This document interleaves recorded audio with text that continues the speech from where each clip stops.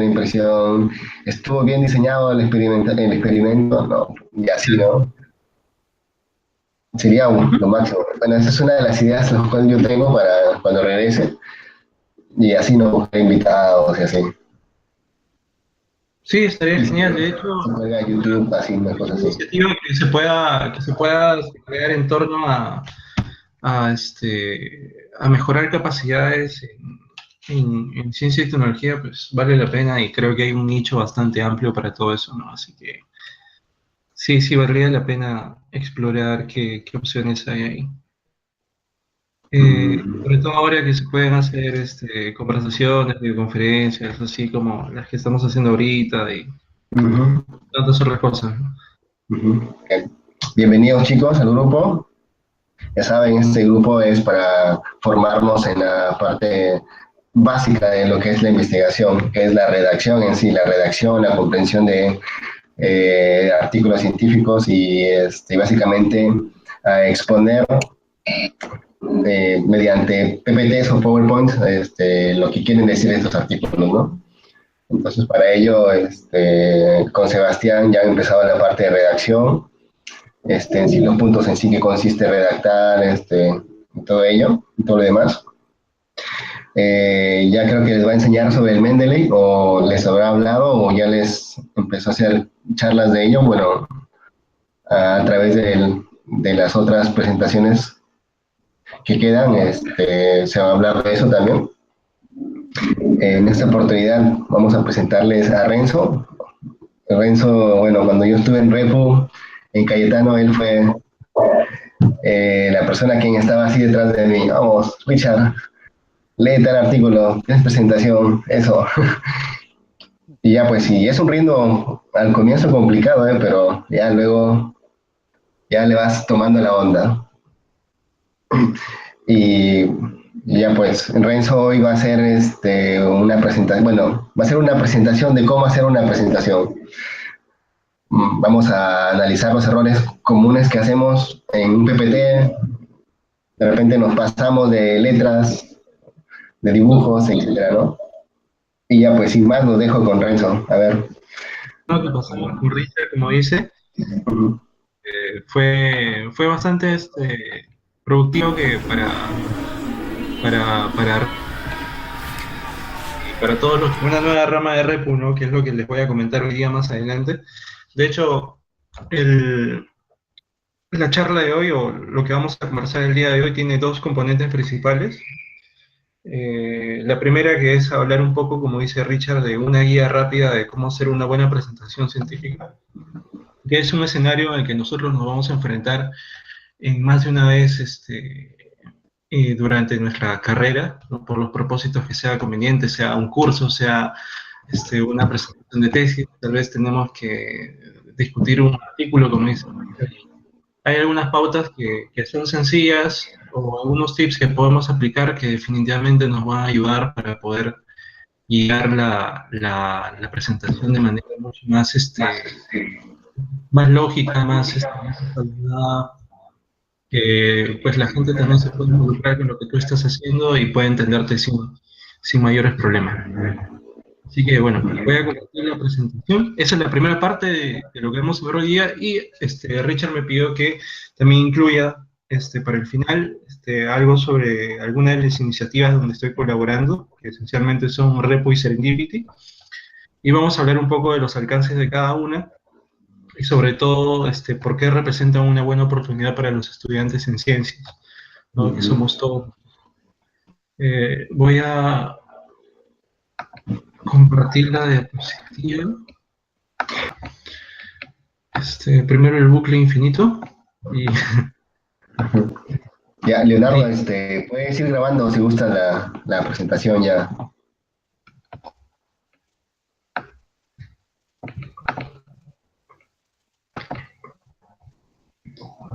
¿Pueden ver la presentación? Sí, sí se puede ver. Sí. Ujú.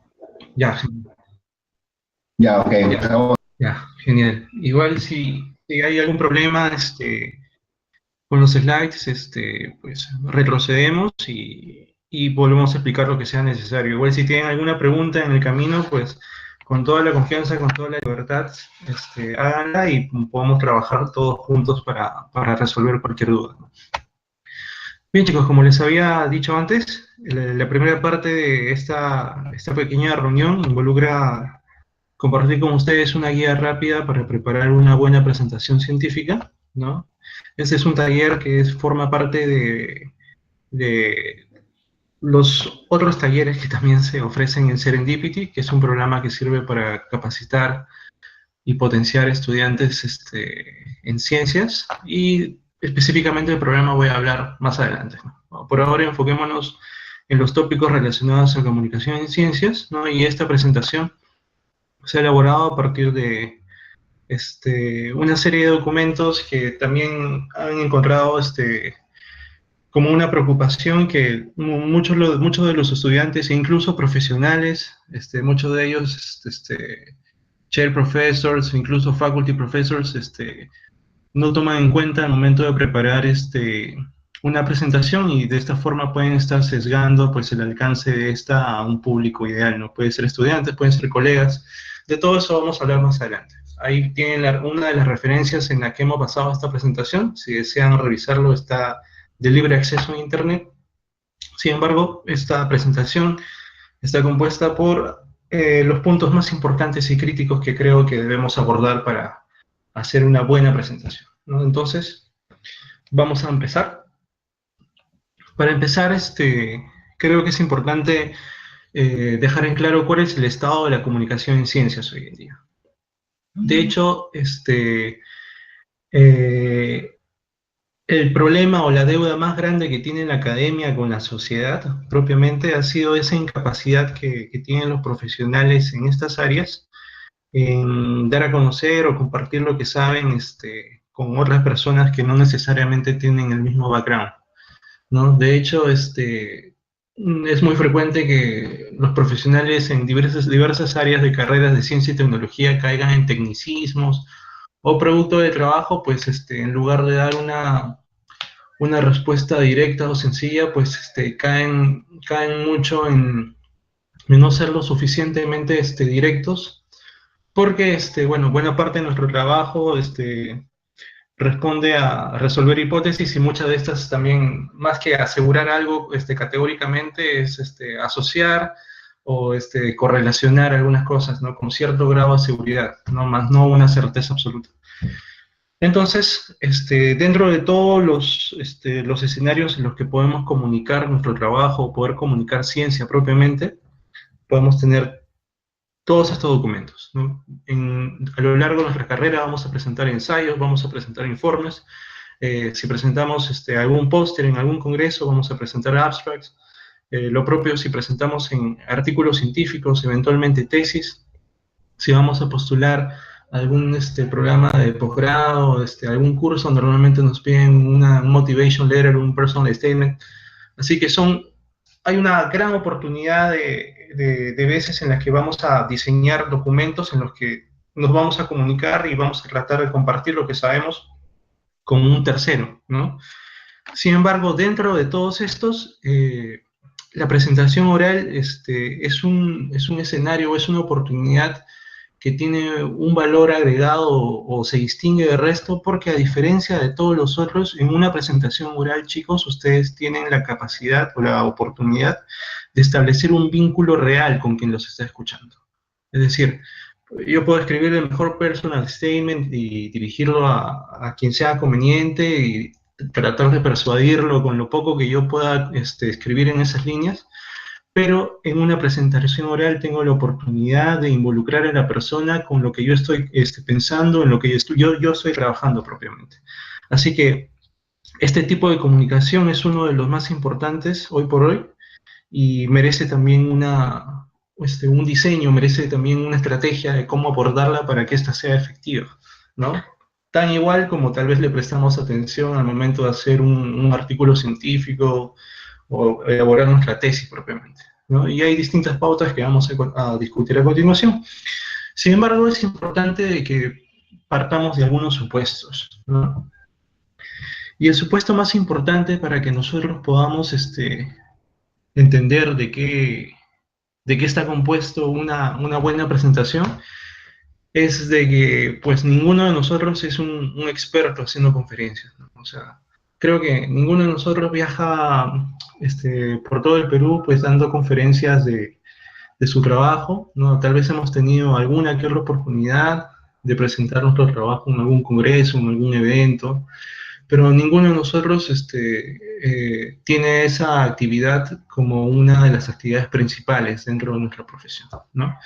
Entonces partamos de esto. Ninguno de nosotros es un experto conferencista, pero hay algo en lo que sí somos expertos indirectamente, ¿no?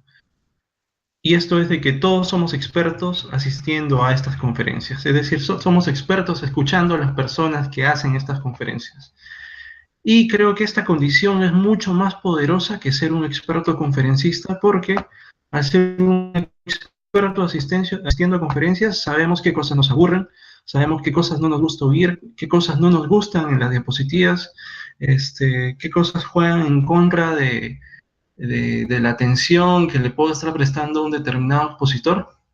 Así que tengamos en cuenta esta segunda condición para todo lo que vayamos a ver después, ¿no? Entonces, partiendo de esto, chicos, vamos a hacer como que una ingeniería reversa de cómo hacer una buena presentación científica. Es decir, conociendo, teniendo en mente lo que no se debe hacer, vamos a hacer una guía práctica sobre lo que es bueno esencialmente para una presentación, ¿no? Entonces, volviendo una vez más al caso ideal en el que nosotros somos expertos conferencistas, tuvimos la oportunidad de ir a una conferencia y vimos una charla a una determinada hora que nos llamó la atención y fuimos con mucho entusiasmo a escuchar al expositor.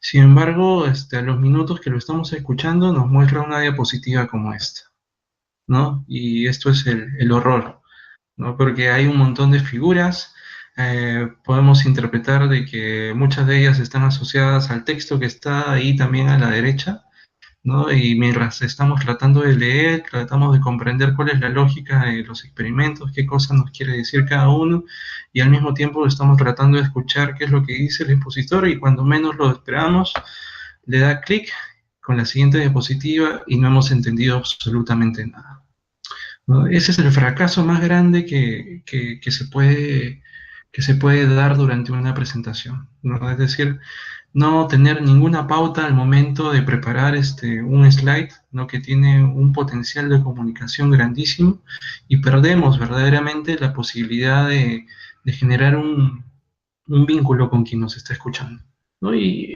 ejemplos como este, tal vez yo lo estoy exagerando un poco en esta diapositiva, pero son muchos los que vamos a encontrar a lo largo de nuestra carrera, ¿no? Y más allá de identificarlos, tal vez podamos tener en cuenta esto para saber qué cosas no debemos hacer. Porque si de por sí nos aburren a nosotros, pues no caigamos en lo mismo, de aburrir a otras personas también.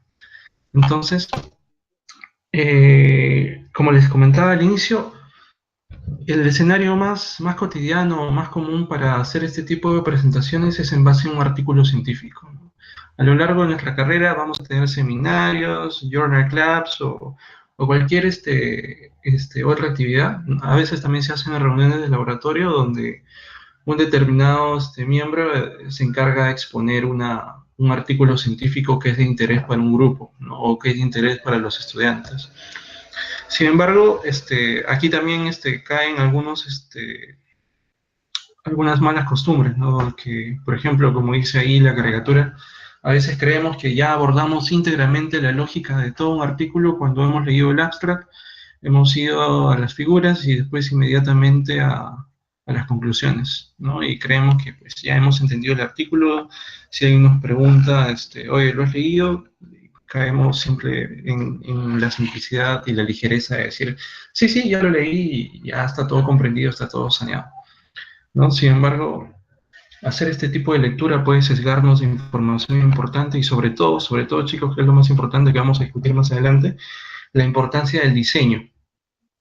Si no logramos comprender el diseño de un trabajo, probablemente no estamos logrando comprender el porqué del trabajo, ¿no? De hecho, la pregunta que en algún momento se hizo el autor de ese paper, que ustedes tienen en la mano, responde a un diseño lógico, planificado de experimentos que finalmente responden una determinada pregunta y les permite concluir algo, ¿no? Si no tenemos en cuenta eso, pues va a ser difícil que logremos interpretar la totalidad de la información o identifiquemos el verdadero valor del trabajo, ¿no?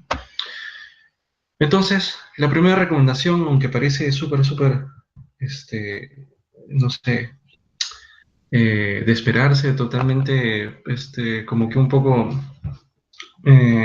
retórico, ¿no? O sea, a veces cuando alguno de los chicos pide alguna recomendación para hacer una presentación, lo primero que le decimos es de que se ponga a leer verdaderamente, ¿no? Pero no dice, no, eso ya lo sé, quiero algún tip de cómo hacer mis diapositivas. Y volvemos a caer en que, o a recalcar de que si no se hace una lectura crítica, si no se hace una verdadera lectura, pues todo lo demás, si tienes algún plan, alguna estrategia de cómo dirigir tu presentación, no tiene ningún sentido, ¿no? Entonces, acá hay algunos tips para identificar una verdadera lectura o una lectura crítica, ¿no? Y esta se caracteriza de tal vez de una lectura muy superficial porque tiene un fuerte componente de la discusión y el análisis de fortalezas y debilidades, ¿no? Si una vez que tú has terminado de leer eres capaz de identificar cuál es la fortaleza o qué figura es la más importante de un artículo determinado, pues lo estás haciendo bien. Y lo propio si eres capaz de identificar las debilidades, ¿no? Por ejemplo, ¿por qué se hizo este tipo de experimento para obtener este tipo de información y por qué no se hizo este otro que tal vez es mucho menos complejo pero aporta casi la misma cantidad de información, ¿no? Hacerse siempre ese tipo de preguntas. Una recomendación también súper importante que les puede servir al momento que lean un artículo es ponerse siempre en contexto, ¿no? Si ustedes están leyendo un artículo, por ejemplo, ¿no?, del 2010, que está hablando sobre algún tópico en particular, es importante ponerse en contexto del autor para que ustedes puedan rescatar lo mejor de ese artículo. Es decir, si el artículo trata de un tema en particular, busquen qué es lo que se sabe y qué es lo que no se sabe de ese campo y por qué ese paper que ustedes están leyendo significa o representa una verdadera contribución a esa área, ¿no? Eso es ponerse en contexto, ¿no? ¿Qué es lo que se sabía hasta ese momento y por qué el trabajo de este autor representa una contribución al área o por qué es un artículo importante, ¿no? Eso probablemente es una de las cosas que no se estila hacer mucho, pero créanme de que si logran ponerse en contexto, va a ser mucho más cómodo abordar los distintos componentes del artículo, ¿no? Y una cosa también súper sencilla que pueden poner en práctica y que les va a traer muchos beneficios es hacer una conclusión o una opinión propia de los resultados, ¿no? A veces caemos en la costumbre de poner las mismas conclusiones a las que ha llegado el autor en nuestros slides o simplemente decir las mismas conclusiones, pero si has leído el artículo y has puesto en práctica las otras dos componentes de la lectura crítica, tú estás en la total capacidad de hacer tus propias conclusiones. Entonces, siéntete en la libertad de poner tus propias conclusiones en tus propias palabras y créeme que eso va a ser mucho más enriquecedor, ¿no? De hecho, te va a quedar algo de todo lo que has leído y no simplemente se va a quedar en la diapositiva que has preparado para un propósito, para salir del paso, ¿no? Para cumplir con una nota, para cumplir con una presentación X, ¿no? Así que tengan en cuenta estos tips para una buena lectura crítica y de hecho les va a ir muy bien. Hago una vez más hincapié en la importancia de ponerse en contexto. Muy poca gente hace esto al momento que lee, ¿no? Por ejemplo, este es un buen ejemplo de la importancia de ponerse en contexto, ¿no? Aquí estamos hablando del paper de Watson y Crick, ¿no?, que se publicó en Nature en la década de los 50, que probablemente representa el hito más grande en la bioquímica y que ha dado luz para la consolidación de áreas como la genética, la biología molecular y muchas otras que vinieron después, ¿no? Pero eh, mucha gente tiene a este paper en la cabeza como que fue importante, pero verdaderamente la gente sabe por qué fue importante este paper. Sabe, por ejemplo, qué paradigmas cambió, sabe, por ejemplo, qué qué es lo que se asumía hasta antes de ese artículo, es decir, hasta antes del modelo de la doble hélice. ¿No? Hay un montón de paradigmas que se rompen y muchos otros que aparecen a partir de este artículo, ¿no? Así que, si ustedes pueden, tienen la oportunidad de revisar este artículo que está libre también en internet, se van a dar cuenta que es un artículo muy, muy escueto, apenas tiene una hoja y media, si no me equivoco. Pero, probablemente no les va a decir nada si es que ustedes no hacen el esfuerzo de ponerse en contexto una vez más, de saber qué es lo que se sabía hasta ese momento, qué es lo que no se sabía, y por qué este artículo es el más importante de los últimos 60 años. ¿No? Es un buen ejercicio que podrían hacer después. Entonces, una vez dicho lo de la importancia de la lectura crítica, los tips para hacer una verdadera lectura, pues vamos propiamente a las reglas básicas que conforman una guía práctica para armar una presentación, ¿no? Tenemos en cuenta el PowerPoint porque creo que es la plataforma que se usa más al momento de dar alguna presentación. Entonces vamos a abordar principalmente 6 componentes importantes. Algunos de ustedes probablemente ya tienen referencia o conocen de algunos de ellos, sin embargo vamos a ir uno por uno abordando la importancia de cada uno. Para empezar, se habla mucho del tipo de fuente, ¿no? ¿Qué tipo de fuente usar o por qué es importante usar cierto tipo de fuente y otras no? Más que un componente estético, chicos, hay algunos trabajos que incluso han evaluado cuál es el impacto que tiene el tipo de fuente en el espectador, ¿no? Y se concluye o se pudo determinar de que aquellas fuentes que ocupan menos espacio en la diapositiva, es decir, que tienen menos espacio entre los caracteres o tienen caracteres con bordes mucho más completos, son aquellos que son mucho más fáciles de leer, ¿no? Esto en términos de que leer es una actividad que genera un estrés, ¿no? Biológicamente hablando, ¿no? Y se pudo ver mediante diversos tests en distintos públicos de que las fuentes que ocupan menos espacio en la diapositiva son aquellas que generan menos estrés, ¿no? Por ejemplo, podemos considerar para nuestras presentaciones la fuente Calibri, la fuente Arial, y vemos que ocupa mucho menos espacio en comparación a otras, ¿no? Como son Comic Sans, a Yerrian, y bueno, alguna de las variantes de estas, ¿no? Así que les puede parecer un detalle menor, pero hay evidencia científica de que hay algunos tipos de fuentes que pueden ser más fáciles de leer que otros, ¿no? Y esto definitivamente, a pesar de que es probablemente un dato entre comillas estético, se puede hacer la diferencia también entre ganar la atención de su público por unos segundos, ¿no? Que puede ser importantísimo, ¿no? Asimismo se discuten también algunas pautas para el tamaño de fuente. Se sugiere de que para todo lo que son presentaciones, un proyector, la información a nivel de títulos, ¿no? A veces tenemos títulos un poco más cortos que otros, se recomienda siempre que sean cortos, pero pueden ir en tamaño 36 o 40 puntos, ¿no? En el caso de los títulos. Si hay necesidad de agregar algún contenido a nivel de texto en el cuerpo de la diapositiva propiamente, pues se sugiere tamaños alrededor de 24 hasta 30 puntos, ¿no? Para indicar elementos directos. No se recomienda pues, rellenar la presentación con un bloque de texto, lo que puede ser contraproducente.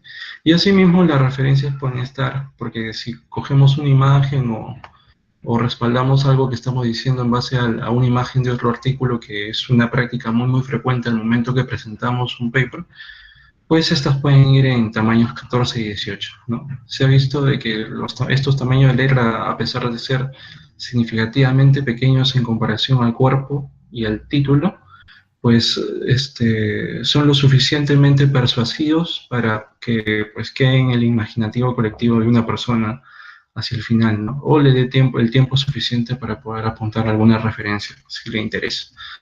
Asimismo, se discute también de la importancia de evitar el uso indiscriminado de mayúsculas, porque muchas personas lo asocian a un tipo de lenguaje agresivo o se sienten de alguna otra forma agredidas cuando ven un exceso de mayúsculas, ¿no?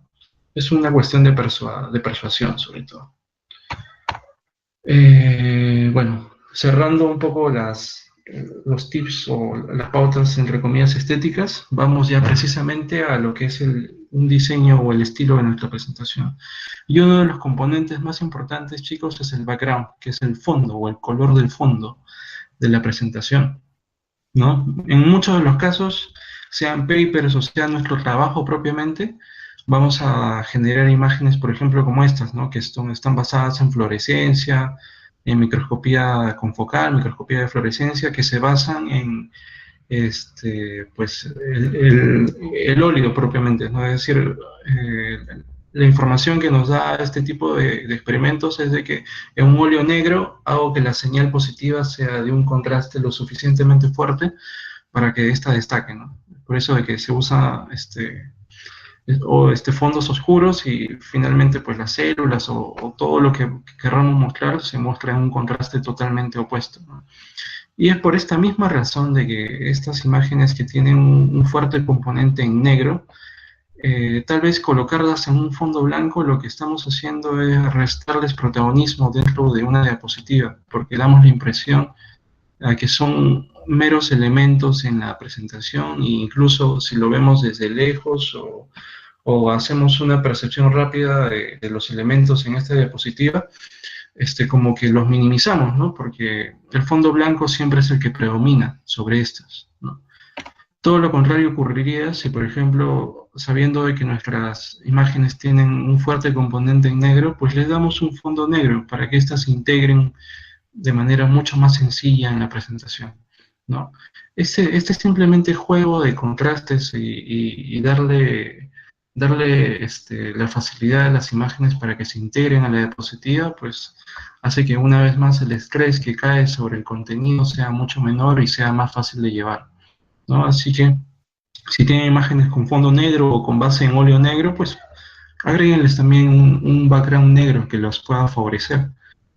Al contrario, si tienen fondos, fotografías basadas en microscopía de luz, por ejemplo, que tienen un fuerte componente en blanco, agréguenles también un fondo blanco para que pues, se integren en la diapositiva con mucha más facilidad, reduzcan el estrés y sea mucho más fácil de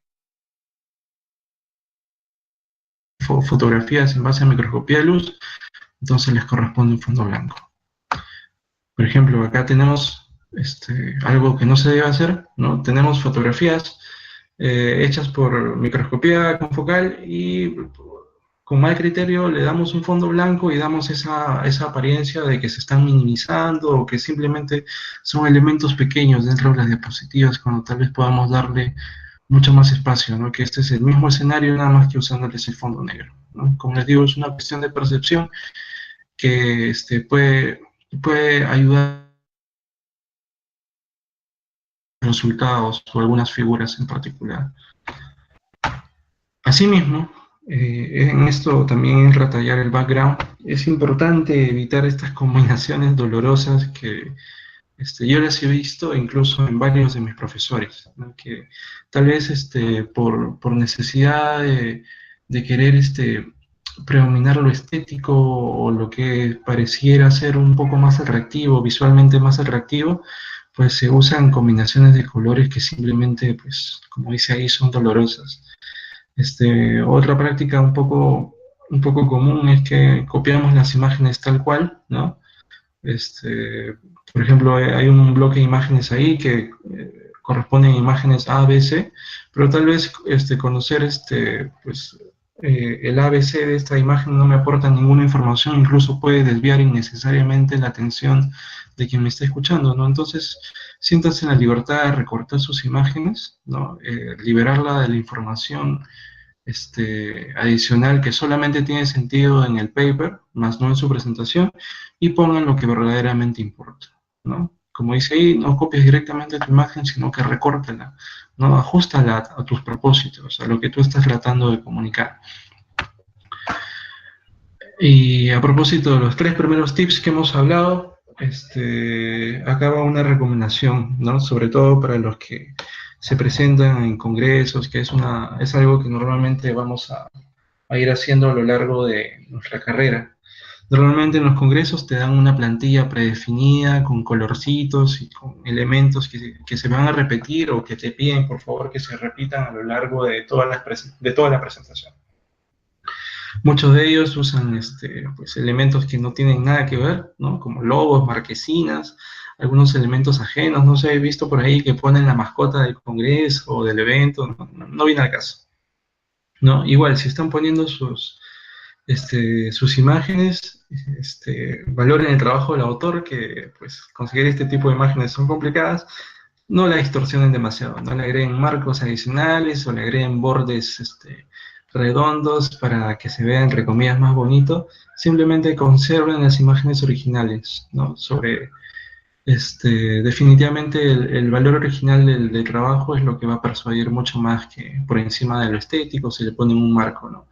Si por obvio motivo reciben una plantilla para sus presentaciones, pues siéntanse en la libertad de hacer su propia presentación, ¿no? Normalmente eso es lo que yo hago. Varias veces me han ofrecido, muchas gracias por participar, por favor tenga esta plantilla en cuenta para su presentación, ¿no? Y todas están marcadas por el logo o con algunos colores que simplemente no van al caso. Entonces, pues procuro poner el logo en el primer slide de la presentación y se acabó. Y nunca más lo vuelvo a mencionar porque cada centímetro cuadrado que ustedes tienen en su slide, chicos, en su diapositiva, es súper valioso, ¿no? Así que si alguien de antemano les está recortando espacio, pues no es la voz, ¿no? Traten de aprovechar al máximo su espacio y no hay nada mejor que hacer su propia presentación. El cuarto tip, y es uno de los más importantes, chicos, es los famosos headings, o son trabajar mucho en los títulos de las diapositivas. Muchas personas no comprenden el verdadero valor de un título y cuánta información puede aportar y cuánta información o cuánto puede persuadir a quien te está escuchando, quien es tu público, ¿no? De hecho,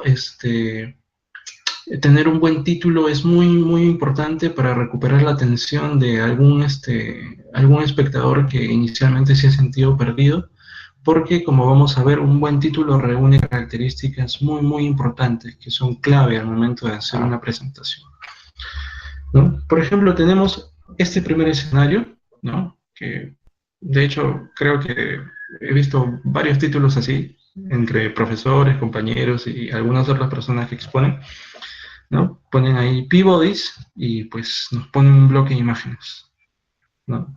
Tal cual, la diapositiva no me ofrece ningún tipo de información.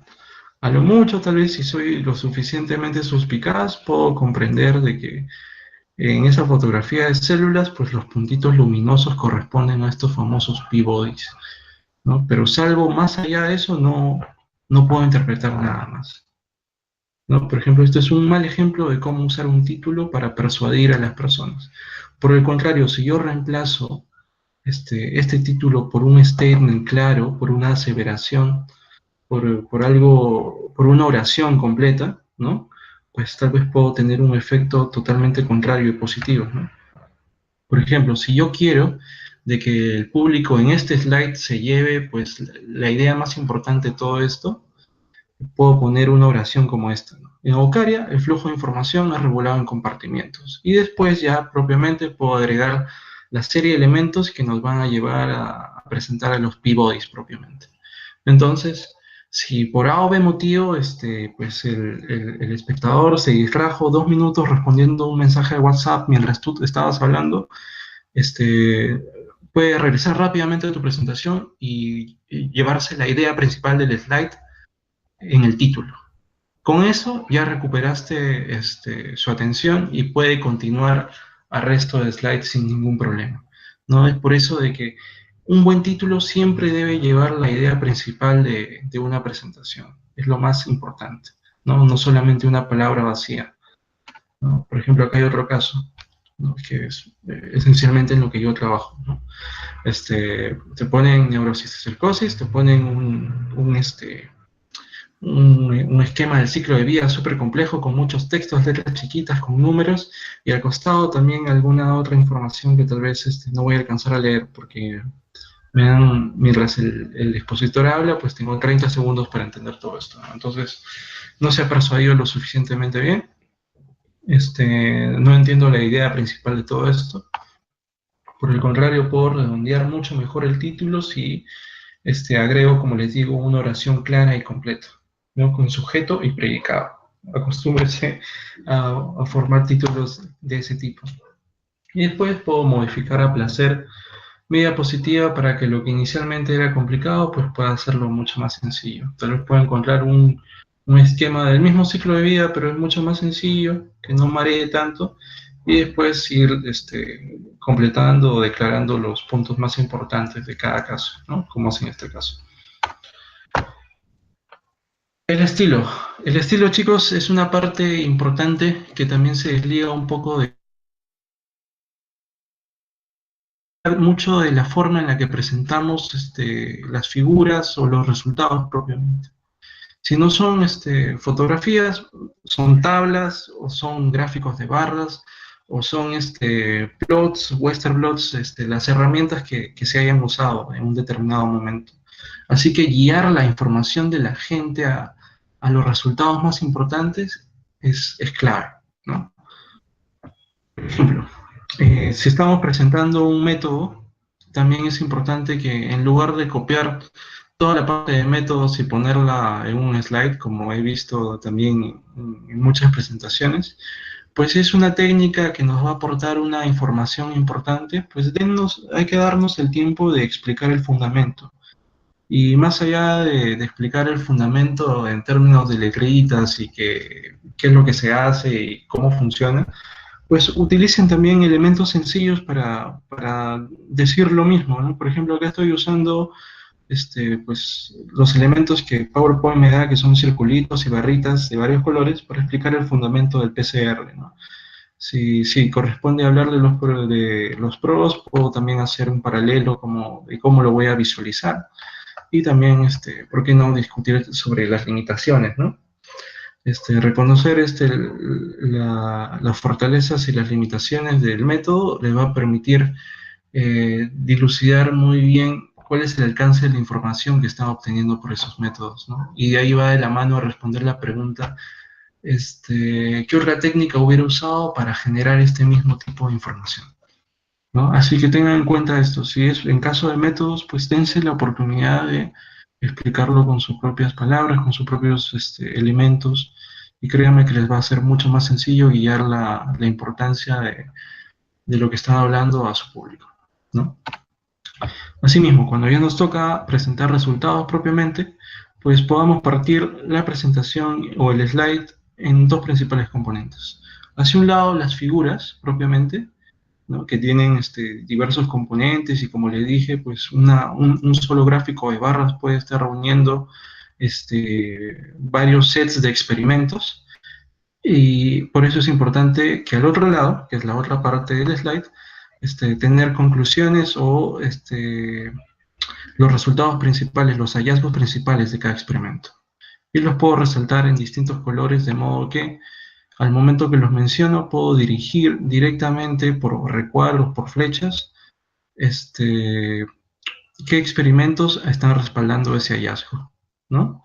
Lo propio, si tengo un resultado secundario o un resultado paralelo, una vez más puedo guiar la atención de la gente simplemente encerrando el recuadro del experimento que avala esa conclusión. Y así es mucho más fácil desmenuzar una figura que inicialmente puede ser complicada o que puede estar compuesta por varios sets de experimentos, ¿no? Como les había dicho. Del mismo modo, si tengo la necesidad por ejemplo, destacar un subgrupo de resultados por dentro de una población, pues puedo modificar las fotografías con elementos sencillos como recuadros o flechas para, pues, una vez más, guiar la atención de quien me está escuchando, ¿no? Por ejemplo, ahí estamos viendo una prueba para apoptosis, que si uso tal vez la primera fotografía, pues no puedo ver muchas células porque las células verdes son minoría en comparación al total azules, ¿no? Entonces, puedo usar cabezas de flecha para mostrar la presencia de esta población o esta subpoblación, y por qué no hacer un zoom de una sección en particular, ¿no? Para que la gente pueda interpretarlo con mayor facilidad. Finalmente, chicos, las conclusiones, ¿no? Estas no son las conclusiones de esta presentación, sino son, son un grupo de conclusiones que normalmente son las que vemos en las presentaciones, ¿no? Y muchas personas han adoptado pues hacer un slide de conclusiones a manera de listado, como la que estamos viendo aquí, que no está, que por cierto no es malo, en la medida en la que tú hayas sido lo suficientemente persuasivo y claro en las etapas anteriores de la presentación. Sin embargo, la recomendación en las conclusiones recae en que tú puedes exponer esta misma información mediante un esquema lógico que las personas puedan asimilar de manera mucho más didáctica, ¿no? Por ejemplo, estas mismas conclusiones las estamos viendo en este otro escenario donde estoy hablando pues, de una vía de señalización en la infección por leishmania, y una a una puedo ir soltando las conclusiones y a qué nivel del diseño en general están atacando, ¿no? Esa es una forma muy didáctica, muy dinámica de presentar las conclusiones, y pues creo que es mucho más persuasiva que un slide de conclusiones en tipo listado. Así que yo creo de que si ponen en práctica alguno de los tips que hemos discutido, pues van a tener una presentación muy por encima de las expectativas de sus compañeros, y de sus profesores, porque lo que están haciendo más allá de pues revisar o comerse el artículo de la primera letra a la última, es diseñar una verdadera estrategia para una comunicación efectiva. Así que eso es el valor agregado a todo esto. Y para terminar, pues tengan en cuenta lo siguiente. Ok, continuamos. Para terminar, siempre recordarles de que en las presentaciones, en todas las presentaciones, chicos, podemos tener un plan muy definido de qué es lo que vamos a decir, cómo lo vamos a hacer, y podemos incluso definir un marco de tiempo para cada parte de nuestra presentación, pero siempre pasan cosas. Pasa que el expositor anterior se extendió demasiado y nos ha recortado el tiempo, pasa de que mientras estamos poniendo nuestros slides en la computadora perdemos tiempo también, así que más allá de improvisar sobre la marcha, yo creo que tener pautas claras de cada etapa, como la que hemos estado viendo ahorita, les va a permitir eh, reubicarse en su presentación y retomar nuevamente la exposición, así pues haya pasado cualquier cosa, ¿no? Yo recuerdo, por ejemplo, que en algún momento estaba haciendo una presentación para una propuesta de uno de mis proyectos, y pues estaba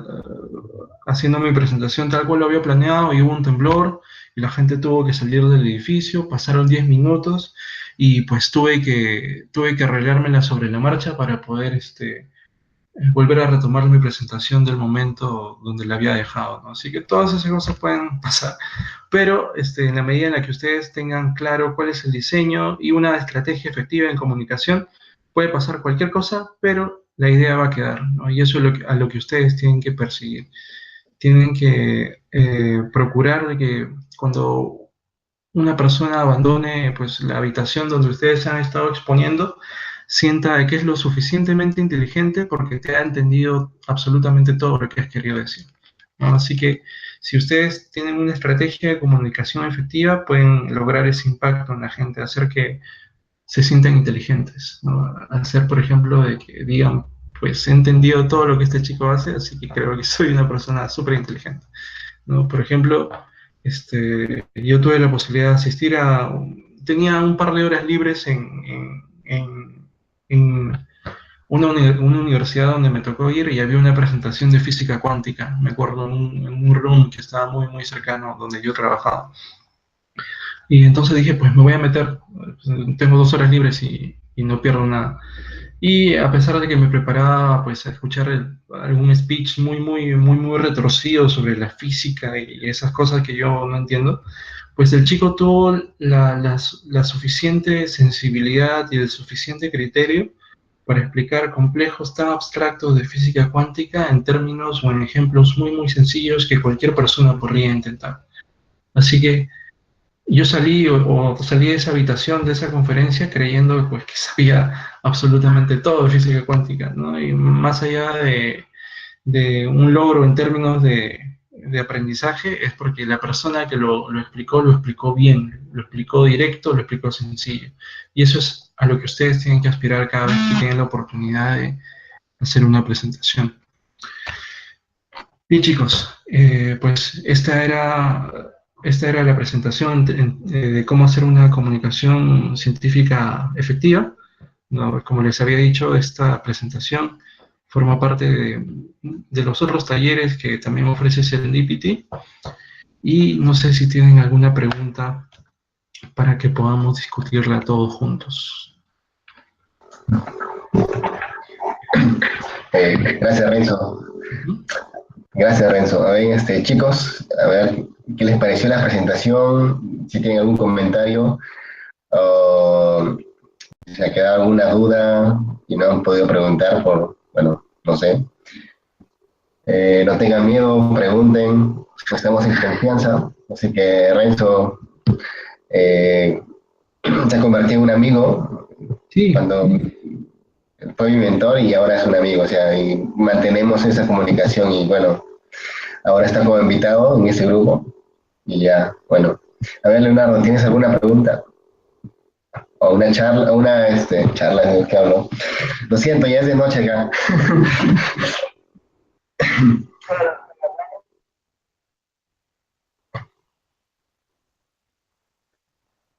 La verdad, Renzo, me ha encantado tu presentación. Has dicho puntos muy buenos. Y durante toda la presentación, la verdad, te he entendido todo. Y hay algo que sí me llamó bastante la atención y es la parte de discusiones. Para mí es la primera vez que veo una forma en cómo han organizado la exposición de esa parte. Siempre la he visto así como tú mencionaste, que los ponen en listas. Claro. Y para mí es la primera vez que veo y me parece impresionante y muy didáctico, la verdad. Genial, yo estoy feliz. Y después todo, te agradezco bastante por lo que has explicado. A propósito de lo que todo entendible.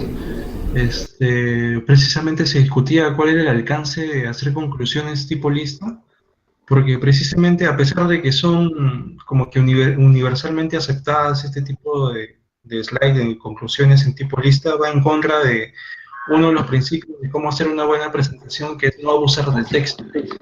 Así que la necesidad de presentar un slide de conclusiones de otra forma. Así que si pueden hacerlo con ese nuevo estilo, pues les va a ir verdaderamente muy bien. No sé si tienen otra pregunta.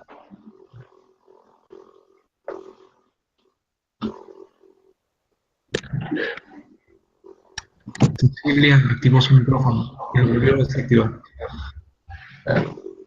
Cecilia, a ver. tal vez alguna pregunta por ahí. Bueno, buenas noches. Quería agradecerte la paciencia y la forma en cómo nos has explicado el tema, y creo que es una forma bastante didáctica para buena presentación. Hacer una presentación. Genial. No, gracias. De hecho, espero que les pueda servir y verdaderamente que lo pongan en práctica.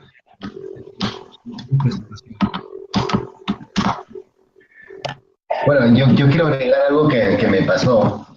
Ya, genial. Y esto fue un consejo de un amigo.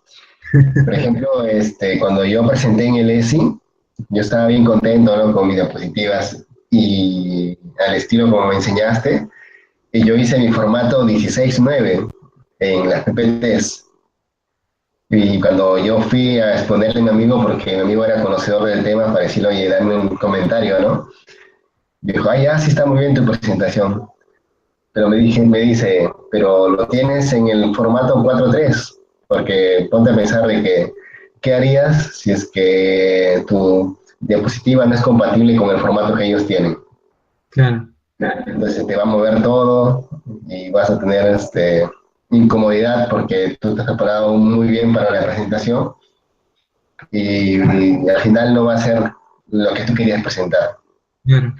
Entonces yo dije, oye, tiene razón, ¿no? Entonces yo hice dos estilos, de la misma presentación hice dos estilos, el formato 16:9 y el formato 4:3. Y entonces los dos archivos los tenía guardados. Y antes de presentar, siempre a primera hora te piden las presentaciones. Entonces yo le dije a la persona de que estaba encargada, a ver, por favor, pruébame el 16:9. Y sí dio, pues, ¿no? En este caso sí dio. O sea, pero si es que no daba, ya tenía mi as bajo la manga en poner el 4:3, ¿no? Y no me iba a afectar en nada. O sea, eso sería como una especie de consejo que me dio mi amigo y lo comparto con ustedes. O sea, hacer los dos formatos, ¿no? Si se sienten cómodos con el 4:3, pues lo hacen. A mí me gusta el 16:9, pero por si acaso siempre hago el 4:3. Claro. Sí. Como dice Richard, tal vez acá en la presentación, he vuelto a compartir pantalla. Richard se refiere precisamente a que hay dos tipos de tamaño de diapositiva, ¿no? Es el estándar, que es el 4:3, que le dice, y la panorámica, que es una presentación un poco más alargada, que es la 16:9, ¿no? Y Ujú. depende mucho de la configuración que tenga el proyector en ese momento. Exacto. Y la desventaja es de que si pues el proyector está en una configuración que no es tu presentación, pues te mueve todos los elementos que has preparado, ¿no? Así que eso te puede jugar en contra, ¿no? Definitivamente tener tu misma presentación en otro formato pues, te puede ayudar y te puede sacar de un apuro o de un mal Ujú. momento ajeno a tu responsabilidad, ¿no? Porque Sí, pues claro. no te vas a poner a pensar o a preguntar un día antes, oye, ¿cuál es la configuración de tu proyector? Tal vez nadie tiene esa información al mano, ¿no? Así que siempre estén un paso adelante de las cosas. Igual, si están trabajando en Windows 10, graben su Ujú. presentación en formato En 97. todos los Sí, formatos. Windows, Compatible para todos los formatos. sí, sí. Eso es lo mejor que pueden hacer. No saben, Ujú. no Y saben. el peor de los casos, grabarlo como PDF, pues. Claro, sí, Claro. siempre sirve grabarlo como PDF. Sí. Y pones un pantallazo y ya listo. Aunque no se van a ver los efectos, pero bueno. Ujú. Sí. Y lo otro, por ejemplo, también me pasó lo que decía Renzo, ¿no? Tener tu línea de presentación. Por ejemplo, yo también cuando presenté me dieron 10 minutos y justo para mi mala suerte, no sé, una señora pasó por uno de los cables y se movió y se apagó la pantalla. Y entonces yo estaba con el micrófono y con la pantalla apagada. Entonces, mientras que solucionaban esos problemas técnicos, yo estaba que les comentaba, ¿no? Les estaba haciendo la introducción de mi presentación. Le decía que se trataba de esto y lo otro, ¿no? Ya lo veremos más adelante cuando demuestre las diapositivas. O sea, la cosa es tampoco quedarse callados, o sea, estar parados. O sea, están que te reparan el proyector, pero tú no vas a estar parado, ¿no? O sea, más o menos introducirle a la gente lo que vas a comentarles. Y eso es una forma más fácil porque ya más o menos enteraste a tu público de lo que vas a tratar en toda la presentación. Claro, y sobre eso, liberaste un estrés de problema inicial, es lo mejor que puedes hacer. Ujú, claro. Si alguien tiene una pregunta final, pues podemos contestarla ahora. Buenas noches, Eh, Renzo. ¿Qué tal? Sí, ¿qué Tengo una tal, José? Te consulta. escucho. Hola, ¿qué tal? Quería agradecerte Carlos. por esta charla. Muy buena ponencia, ¿no? Yo te escucho muy bien. Oh, un poquito más alto creo tu micrófono. Carlos. Ah, exacto, ahí. Ya, listo. Ya, bueno, Ok, quería ok. agradecerte por la charla. Me ha parecido muy buena tu guía práctica. Ya, y tengo una duda respecto a lo que es en las presentaciones a veces ponemos videos. ¿Hay algún consejo al respecto sobre colocar videos en la presentación? Ya, genial. Es una buenísima pregunta, sí. Y de hecho, muchos de los artículos hoy en día que están basados en Live Cell Imaging, principalmente en biología de desarrollo, embriogénesis, incluso eventualmente inmunología, los artículos también tienen material multimedia en tipo video. Y la recomendación es esencialmente el mismo criterio que le pide un journal a un autor si es que quiere adjuntar un video. Si vas a adjuntar un video, que sea una demostración de concepto clara y que no exceda los 40 segundos. Si es en menos tiempo, pues genial. Porque muchas veces he visto chicos que con el mejor criterio, la mejor intención agregan un video didáctico que pues tiene animaciones y todo lo demás para explicar algo que ellos también tranquilamente podrían abordar con los elementos de su presentación y también con lo que podrían hablar. Por ejemplo, si estoy explicando PCR, pues no vale la pena de que me ponga un video de 1 minuto y medio sobre cómo pues el ADN se amplifica o se replica por esa técnica, ¿no? Puede ser algo que yo tranquilamente puedo abordar o puedo enfocarme en algún proceso en particular, si es que quiero usar un video, pero no que exceda demasiado tiempo, ¿no? Así que ten en cuenta esa consideración y de hecho si tienes la oportunidad de revisar algunos lectures que tienen como componente principal videos, ¿no? Sobre todo he visto varios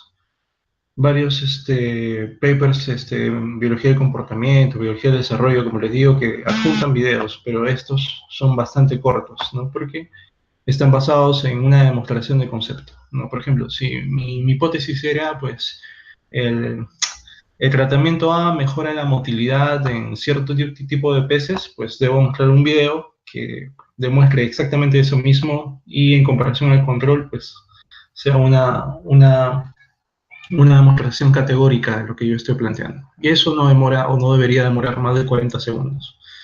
Así que esa es la recomendación. Si ves conveniente agregar un video a tu presentación, sea a nivel de antecedentes o a nivel de los resultados, pues que no sea largo y también pondera mucho o ponga una balanza si es que la información del video es algo que tú podrías explicar de la misma forma, con elementos más sencillos en tu diapositiva y con tus propias palabras.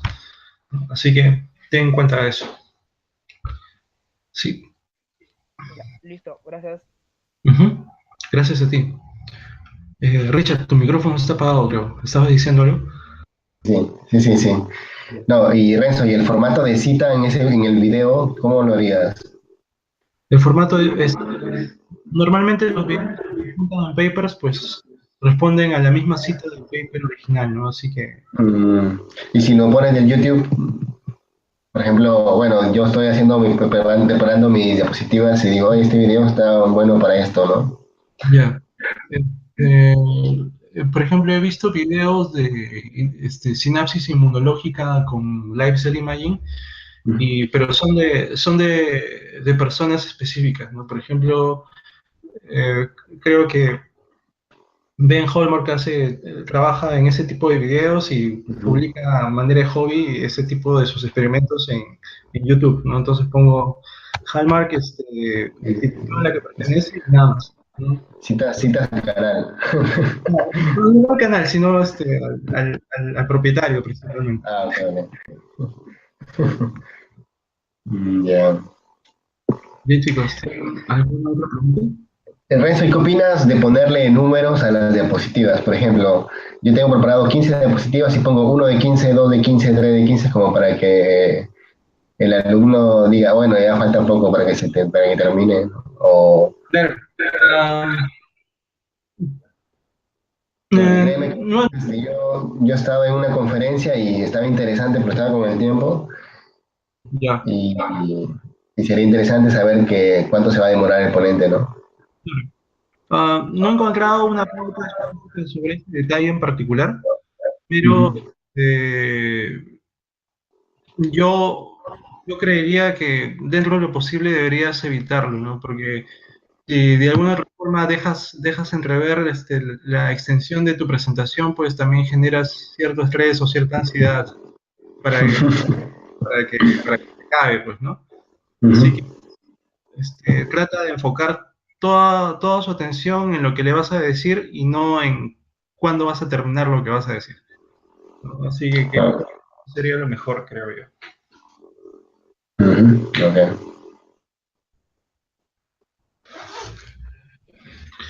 Bien, si no hay una pregunta, podemos pasar rápidamente a la segunda parte de la reunión para no extendernos más, que era principalmente sobre Repo y Serendipity, el que Richard me había pedido también. Sí, sí. Ya, entonces Bien. voy a pasar rápidamente.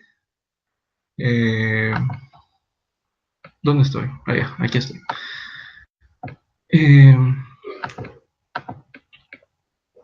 A ver, una vez más les pido por favor que me indiquen si la pantalla se ha compartido de manera adecuada.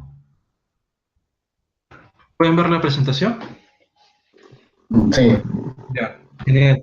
Bien chicos, como les había dicho, quería compartir con ustedes brevemente nada más un par de las iniciativas en las que estoy colaborando y en las que he participado también como estudiante.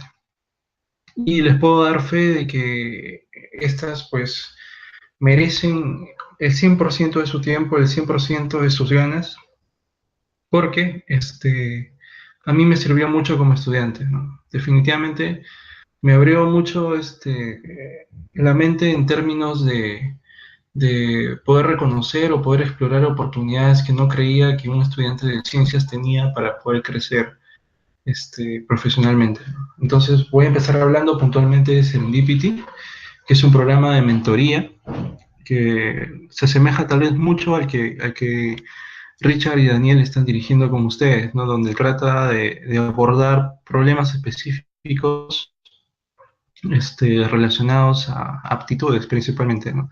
En este caso se trata de potenciar a los estudiantes de ciencias con herramientas básicas y también especializadas de cómo poder abordar una postulación a cualquier oportunidad que represente una mejora en su potencial como científicos, ¿no? Estas pueden ser cursos, pueden ser pasantías, pueden ser posgrados. Así que los estudiantes que son parte de Serendipity tienen a lo largo de un semestre una guía también muy, muy escalonada, muy, muy didáctica de cómo preparar o cómo abordar o cómo planear una estrategia para acceder a este tipo de oportunidades. Porque hemos reconocido principalmente dos problemas, ¿no? Uno, de que un buen número de estudiantes, si no son la mayoría, no reconocen cuáles son estas oportunidades para poder crecer, que son ajenas a la labor del estudiante propiamente, es decir, están fuera de lo que involucra pues, la universidad y el estudiar, ¿no? Y el segundo problema es que aquellas personas que sí las reconocen o que sí tienen conocimiento de estas oportunidades, no saben cómo abordarlas. Entonces, todo responde a la necesidad de, uno, compartir estas oportunidades, ¿no? Y dos, discutir cómo es una buena estrategia para poder planearla o poder organizar una postulación de manera efectiva. La metodología, como les había comentado, este programa es semestral, por lo tanto tenemos dos programas o dos cohortes por año, ¿no? Consiste en workshops o talleres como los que estamos teniendo ahorita, ¿no? Por ejemplo, nos reunimos un fin de semana y discutimos un tópico en particular, ¿no? Por ejemplo, cómo dar una presentación científica, ¿no? Y hay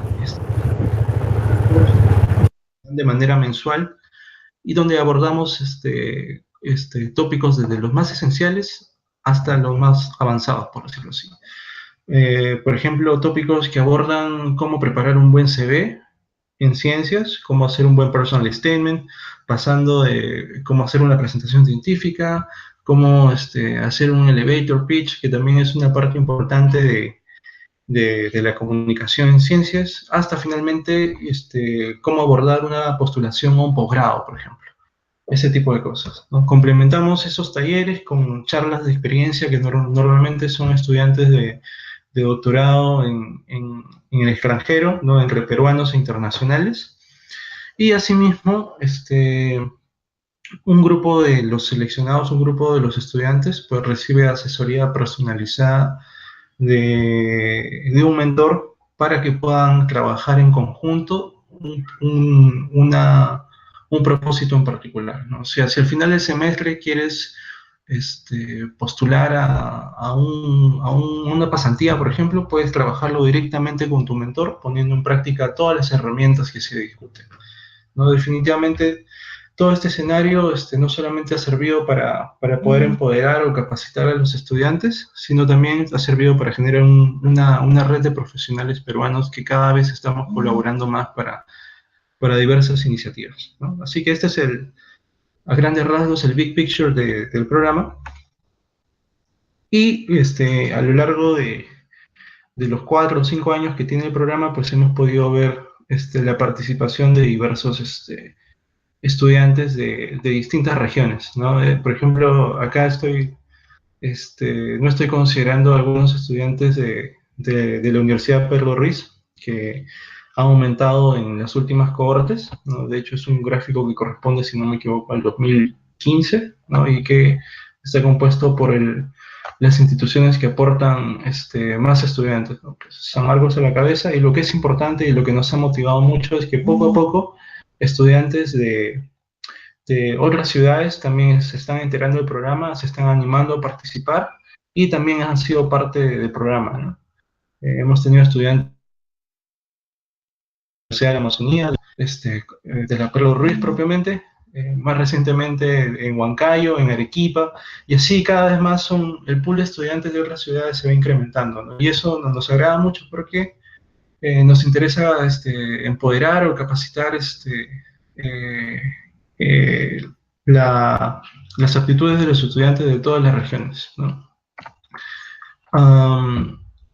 Estos son algunos de los logros del programa, ¿no? Se sabe o tenemos referencia de que de todos los estudiantes que han participado, pues aquellos que han conseguido una pasantía, muchos de ellos representan un buen porcentaje de los que han conseguido pasantías por programas específicos, ¿no? En el caso de REPU, que vamos a hablar más adelante, y algunos otros por contacto, es decir, ponerse en contacto directamente con un mentor o un jefe de laboratorio en una universidad extranjero para poder trabajar en un marco de tiempo preestablecido, ¿no? Que también es una forma de obtener una pasantía. Y vemos que en ambos casos también hemos conseguido un buen número de participantes, un buen número de alumnos que han podido consolidar todo lo que hemos puesto en los talleres en una experiencia práctica que ha enriquecido su experiencia, ¿no? Acá también hay algunos gráficos de cómo han ido cambiando el pool de finalistas de REPU, por ejemplo, que es el programa de capacitación científica, creo que hoy por hoy uno de los más importantes que ofrece el Perú, ¿no? Y vemos en verde de que pues cada vez más los estudiantes de Serendipity están copando el pool de finalistas, ¿no? Definitivamente en el caso de REPU 2017 y 18, pues Serendipity ha barrido casi con todos los seleccionados finales, ¿no? Faltaría actualizar esa información, pero el número de alumnos Serendipity que ahora es parte de REPU o que han accedido a otro tipo de oportunidades definitivamente va en aumento. Bueno, esto es lo que les había comentado. Y lo que también nos ha motivado mucho es que cada vez más estudiantes están logrando posicionarse o aceptando retos a nivel académico en el extranjero, ¿no? Sea por pasantías, sea por cursos o sea como posgrado, ¿no? Que es el caso del año pasado, que tuvimos a los 2 primeros estudiantes que fueron aceptados a programas de posgrado en el extranjero, ¿no? Entonces, podríamos decir de que las herramientas que estamos compartiendo en este programa definitivamente nos permiten escalar en términos prácticos algunas dificultades que tiene el estudiante de ciencias promedio en el Perú, lo potencia y también sirve para que pueda afianzar alguno de los planes que tiene a futuro para sí mismo, ¿no? Así que se los digo yo, que he sido alumno Serendipity en algún momento y me ha servido muchísimo. El 100% de mi tiempo, el tiempo que he invertido en Serendipity me ha traído buenas cosas. Así que también los invito a que puedan participar, a que puedan revisar su página de Facebook y puedan ver algunas de las cosas en las que está trabajando el programa, que como les digo es una iniciativa muy muy bonita, que nace de la curiosidad e inquietud de estudiantes peruanos que han tomado diversas oportunidades y quieren compartirlas también con los nuevos estudiantes, ¿no? Bien chicos, ¿alguna pregunta sobre Serendipity? Si no, vamos a pasar a Repo rápidamente. ¿Tienen alguna pregunta? Sí, te escucho. Sí, Renzo, una pregunta. ¿Qué perfil debe cumplir Sí, es una muy buena la pregunta. persona interesada que va a Dado que es un postular a programa Serendipity enfocado para poder ser para aceptado? estudiantes, pues he visto que se han aceptado, o sea, es indistinto en qué año de tu carrera estés, puedes estar en primero, segundo, tercero, cuarto, quinto, egresado, tesista, puedes participar del programa, ¿no? Los contenidos que se han diseñado no discriminan pues, la madurez profesional, por decirlo así, es decir, que en qué año de tu carrera te encuentres, sino que pueden ser aprovechados en cualquier momento de tu carrera, ¿no? Así que sobre el año de estudios no tenemos ninguna preferencia.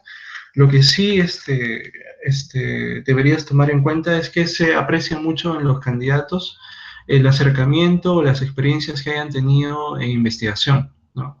Definitivamente tal vez un estudiante que tenga o reconozca los problemas a los que enfrenta la ciencia en su entorno, pues tenga un plus, pero sin embargo, si ese estudiante le sumas el hecho de que tiene experiencias de investigación significativas, pues sus chances de acceder se multiplican, ¿no? Se valora mucho de que se tenga experiencia en investigación porque, una vez más, es probablemente el componente más importante de todas estas oportunidades. Para todo lo que ustedes se puedan imaginar, cursos, pasantías, posgrados, lo que les va a dar más oportunidades de acercarse a ese objetivo va a ser que tengan experiencias de investigación, ¿no? Así que principalmente esos dos serían los requisitos principales: tener un entusiasmo para poder seguir un programa de especialización o buscar oportunidades para poder capacitarte, también es un plus.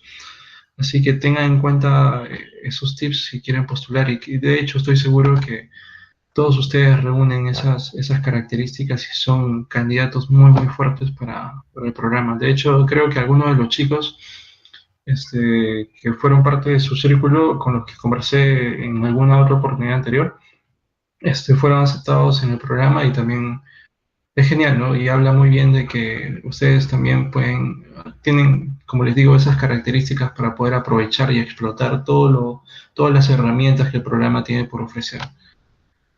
Bien, ¿alguna otra pregunta? Si no, podemos pasar directamente a repo.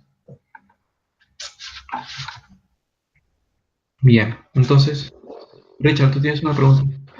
Así, que le comentes a los chicos que cuándo se abrirá una próxima postulación o aplicación para Serendipity. Bien. Como les dije, las candidaturas son trimestrales, así que la próxima probablemente se esté abriendo a mediados de julio o agosto, ¿no? Sí, en agosto. En agosto he visto Renzo. Recién he revisado la página y estaba viendo Marketing cuándo va a efectivo. postular. Para postular. Sí, pues, es en agosto, entonces. Y lo propio, si planean postular tal vez en la primera parte del año, las postulaciones inician en enero, febrero, marzo. Así que tienen 2 oportunidades al año para hacerlo y creo que todos deberían postular, definitivamente, ¿no? Claro, Bien, chicos, si no tienen más preguntas, podemos pasar rápidamente a Repo. sí, ¿Sí? claro. Perfecto. Ujú. Pasamos a Repo entonces.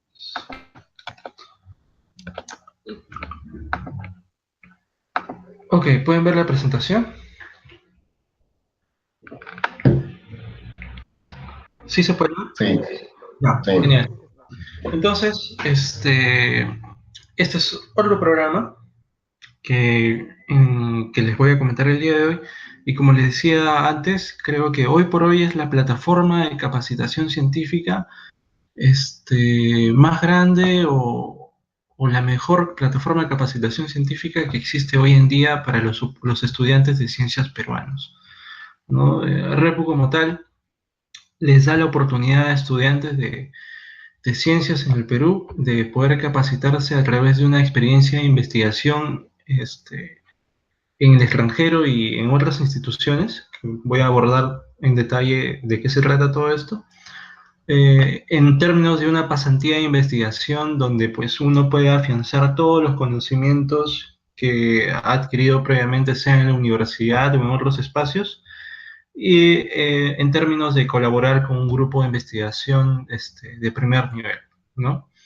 Van a poder experimentar lo que es trabajar en resolver preguntas de alto impacto científico usando también herramientas de última generación, que más o menos es la constante de la ciencia en otras regiones del mundo, ¿no? Así que tener esa experiencia definitivamente es enriquecedor porque te va a permitir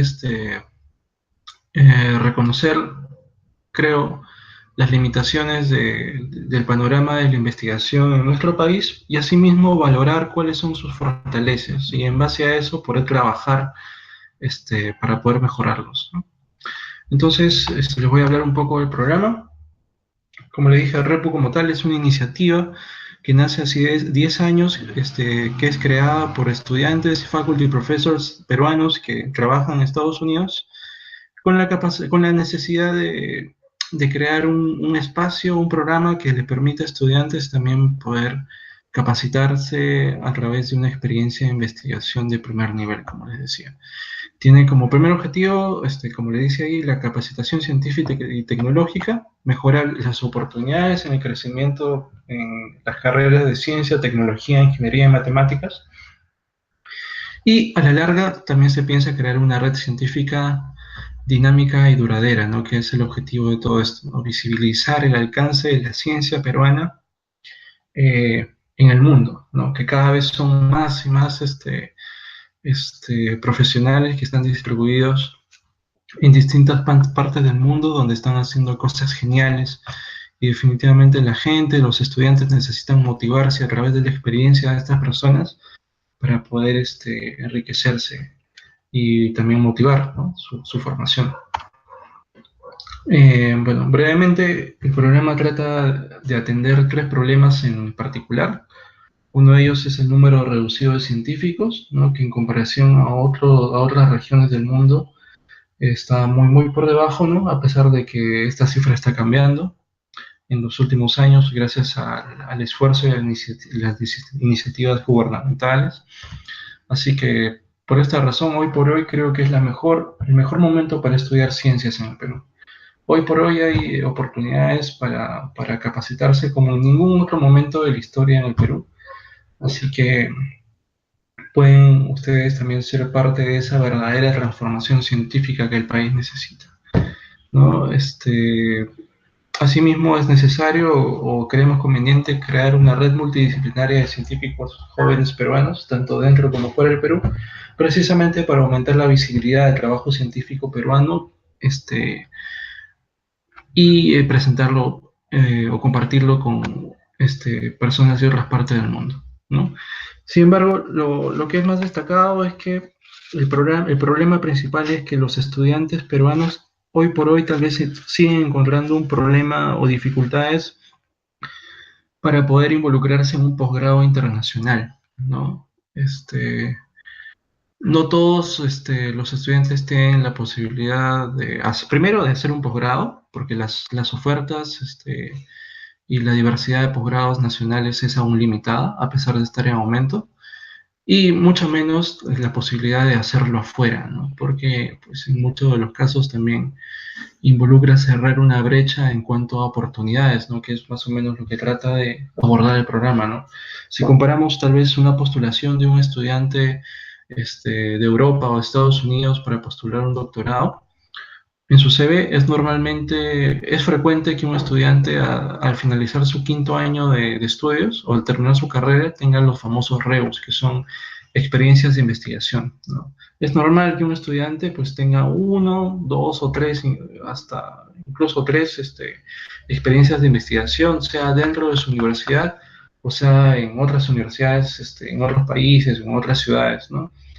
Y estos REUs son principalmente a manera de summer schools, escuelas de verano, donde un estudiante va a un laboratorio para poder entrenarse y capacitarse en herramientas o tratar de resolver una pregunta en particular, ¿no? Y es más o menos la misma óptica que quiere hacer REPU con estudiantes peruanos, ¿no? Darles la oportunidad de que puedan ir a otro lugar y poder trabajar con un grupo de investigación, ¿no? En una universidad prestigiosa o de primer nivel.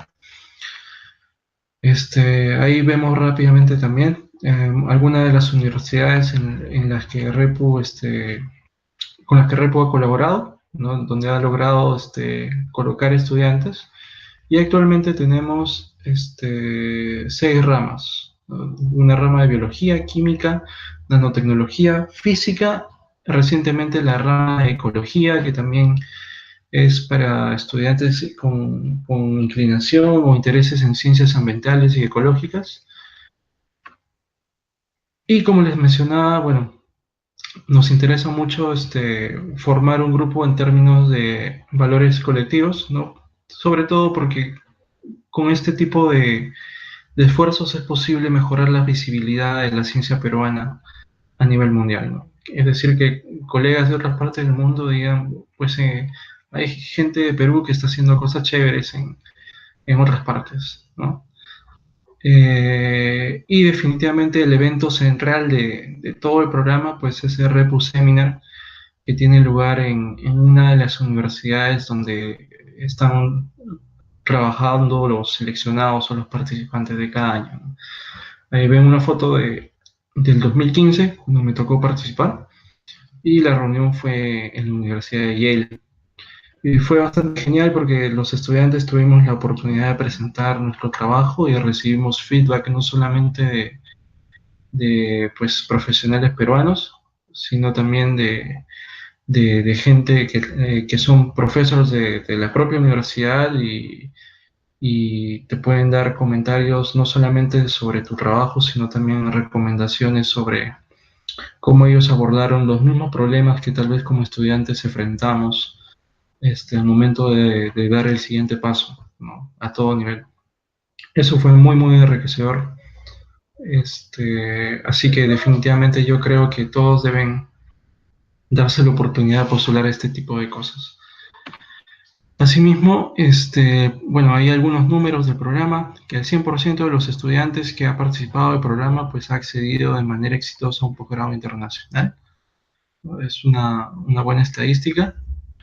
Así que nada, habla bien principalmente de que la plataforma está funcionando, se está logrando capacitar a estudiantes peruanos y pues sirve para potenciar todas las aptitudes y las ganas que tienen estudiantes para dar el siguiente paso, para involucrarse en un posgrado internacional, ¿no? Asimismo, aparte de la pasantía propiamente, hay muchas otras actividades que se hacen en paralelo. Se discuten artículos a manera de journal clubs interdisciplinarios, multidisciplinarios. Hay meetings con tu jefe internacional y también con los directores del programa donde se discuten los alcances y se dan recomendaciones para el trabajo, ¿no? Creo que esa es una de las partes también más enriquecedoras de todo esto y que vale la pena para poder tomar esta oportunidad una vez más. También quería comentarles brevemente una nueva rama del programa que está enfocada en capacitar a estudiantes de todas las regiones, ¿no? Uno de los problemas que tratábamos de abordar de distintas formas era de que los finalistas del programa normalmente estaban conformados por universidades de Lima, en repúblicas y privadas, así que con Andrés Guillén, que fue uno de los chicos que también participó en el Repo en 2016, decidimos hacer una serie de viajes a distintas partes del Perú para poder identificar cuáles son los problemas que tal vez se está enfrentando un estudiante de ciencias en otras regiones, ¿no? Fruto de esas reuniones para presentar el programa, también pudimos conversar con los estudiantes, nos dieron de primera mano sus experiencias, fue muy, muy enriquecedor, ¿no? Entonces, pudimos recoger tal vez que estas son las principales debilidades, ¿no? En muchos de los casos, la implementación en términos de equipos y laboratorios es limitada, es decir, no hay los espacios suficientes para generar investigación, ¿no? O investigación transversal a largo impacto, a largo plazo, y definitivamente hay pocas oportunidades para colaborar con grupos de investigación y explorar nuevas herramientas. Lo que nos llamó la atención fue de que muchos de los estudiantes optan por ir a otras instituciones para poder capacitarse o complementar su formación, ¿no? Y fue bastante emocionante ver, o sea, recibir de primera mano o a través de ellos cuáles eran estos problemas, ¿no? Entonces, por eso creamos RepoAtics, que es una rama dirigida a capacitar estudiantes de todas las regiones a través de una pasantía de investigación en instituciones peruanas, ¿no? Y como podemos ver ahí, tiene como principal objetivo capacitar y entrenar a estudiantes en las mejores instituciones del Perú, ¿no? Con esto, más allá de cerrar una brecha a nivel de implementación y de equipos, que creo que no podremos hacerlo, ¿no? O al menos no está en nuestra cancha hacer eso, pero lo que sí queremos hacer es generar un clima de alta competencia para que el acceso a oportunidades aumente. Creo que eso sí es algo que nos compete, algo que nos corresponde y es algo en lo que sí podemos trabajar, ¿no? Y fruto de esta iniciativa, pues ahí ven la foto de alguien que les parece familiar tal vez. Richard fue el primer seleccionado de RepoAtics, ¿no? Él pasó una etapa de evaluación, ¿no? Que es la que se da de manera general a todos los candidatos del programa, y pues desarrolló y condujo un proyecto en la Universidad Peruana Cayetano Heredia en el laboratorio de inmunología, ¿no? Él desarrolló un proyecto de investigación de 3 meses, participamos también con él en Journal Clubs y en algunos otros eventos de carácter científico, como participación en conferencias, que también son algunas de las que se daban en la universidad, ¿no? Y de esta forma Richard pudo complementar esa experiencia en lo práctico con también algunos otros eventos. Actualmente Richard, bueno, seguramente ya lo sabe, Richard está haciendo su máster en la Universidad de Navarra y nos alegró mucho ver de que también las experiencias que ha podido recoger de su estancia en Cayetano le hayan servido para todo lo que está haciendo, ¿no? Definitivamente esto es fruto de su compromiso, fruto de su trabajo, y de hecho, la primera vez que yo le dije a Richard, la primera vez que conversábamos con Richard, le dije: Richard, esto de RepoAtics es una iniciativa muy bonita y es un piloto, así que depende mucho de ti, de que esto se mantenga en el tiempo y que pues podamos ver si esto se puede implementar o puede servir para que más estudiantes puedan venir, ¿no? Y yo creo que no habríamos podido escoger a otro estudiante mejor, ¿no? El trabajo de Richard en términos de compromiso, de responsabilidad, fue impecable, y no es casualidad que ahora esté haciendo su maestría en España, ¿no? Así que me motivó muchísimo, ¿no? A Andrés y a mí nos alegró mucho de que una iniciativa que se diseñó el año anterior nada más, pues ya tenga un primer gran logro, que es que uno de sus estudiantes, o el primer estudiante seleccionado, haya logrado posicionarse en un posgrado internacional. Así que eso fue genial, Y siempre cuento esto para motivar a más estudiantes a que puedan perseguir sus objetivos y puedan utilizar el programa, las herramientas que ofrece el programa para pues, conseguirlos, ¿no? Tal vez ya para cerrar, tal vez lo que les puede también interesar es el perfil del postulante para Repo, ¿no? En este caso, a diferencia de Serendipity, se espera de que los postulantes hayan completado al menos 3 años de estudio. ¿Y esto por qué? Porque es recién a partir del tercer año en la que pues, la mayoría de estudiantes se libera de los principales cursos obligatorios, o los generales, los famosos generales, y tiene un poco más de espacio para dedicarse a investigación propiamente, ¿no? Es decir, vamos a seguir llevando cursos, pero tal vez tenemos tiempo para ir al laboratorio, involucrarnos en otro tipo de actividades que también son importantes. Una vez más, la parte más importante de todo esto es la experiencia de investigación. Diría que está incluso por encima del rendimiento académico, ¿no? Tal vez puede haber un chico que tenga muy buenas notas, que siempre sea destacado en lo académico, pero si eso no va de la mano con una experiencia de investigación transversal, que le haya permitido asumir retos de carácter científico, pues tal vez no ayuda mucho, no sirve, ¿no? Así que dense siempre la oportunidad de ir al laboratorio, involucrarse en el trabajo de algún grupo, participar, colaborar, porque todo eso sirve, chicos, al final. Todo ese tiempo que ustedes le roban a la universidad, por decirle así, ¿no? Porque no están pagando por hacer investigación ni nada por el estilo. Es el tiempo que a la larga les va a traer mucho más beneficios, ¿no? Así que dense la oportunidad siempre de ir a ver qué tipo de cosas en las que pueden participar, en las que pueden colaborar.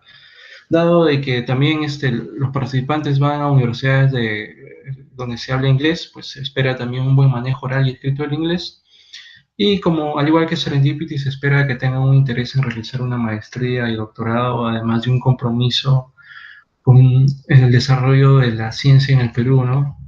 Potenciar también el desarrollo de sus compañeros con iniciativas diversas. El proceso de selección tiene 3 etapas. No hagan caso a la fecha, ahí dice abril-mayo. La convocatoria para Repu 2019 está abierta ahorita y se va a cerrar el 6 de junio, ¿no? Entonces, la primera etapa consiste en revisar las postulaciones que están conformadas principalmente por 2 documentos. Uno es un CV y un personal statement, ¿no?